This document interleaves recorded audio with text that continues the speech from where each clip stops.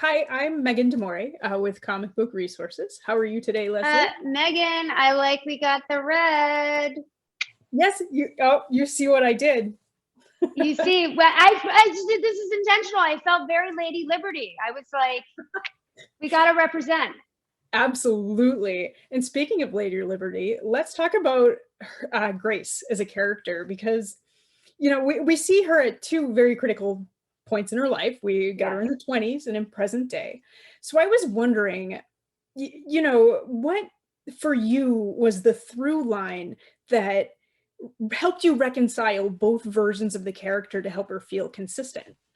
Yeah, it's so interesting. Well, I think there's something interesting. Like, I think I had to start with Grace in the 20s, and Grace getting superpowers never felt like it changed her. It just felt like something that was she just got a raise, essentially, right? Like that I feel like that's part of also who Grace is. She's very grounded in the earth. She feels like I think she's smart. She's a woman that in 1929 was working in a male dominated world. She's the only woman in that room, in that newsroom. She's a truth seeker. She's no nonsense. She doesn't take anything from anybody.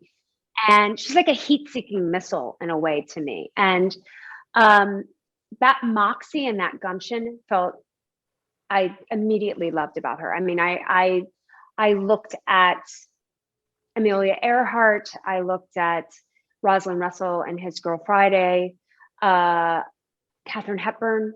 Like these were sort of women that were important. And then I threw in a little like Harrison Ford, Raiders of the Lost Ark.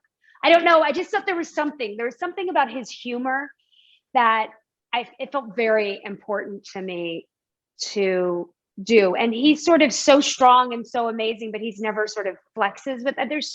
I just find him incredibly likable too, as that character. And also unassuming. He doesn't take himself too seriously. So I started with that. And, you see Grace as you still see that person as in present day.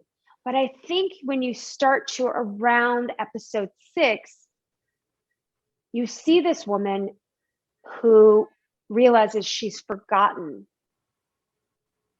what was her North Star. She seems like she's forgotten the fearless girl that she was, and the sort of moral compass she had, and the truth seeker that she was, and the great questioner, and the curiosity that she had to buck the system and to ask the difficult questions and to hold people accountable and make them think. And so I think that was probably the great connector, the through line through for her. And I like that she's finding that voice again, which felt, relatable to me. I think it's hard to be, I have a lot of compassion for Grace. I think it must be very hard to have the weight of the world on your shoulders and trying to keep a lot. It just feels like she's got so many balls in the air that she's trying to keep up between her family, her marriage, her job, and even the family that is the union. Everything, I think you're meeting her and everything's sort of unraveling for her.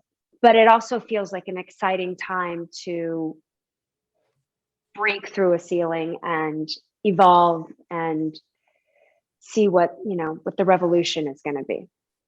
All right. Well, thank you for that very thorough, awesome answer. That's all I have time for. Okay. Sorry. I chatted too long. Okay. No, but that was Thanks, great. Megan. Thank you so much and good luck with the rest of your lunch. Okay. Thanks. Thank you. Okay. Bye-bye.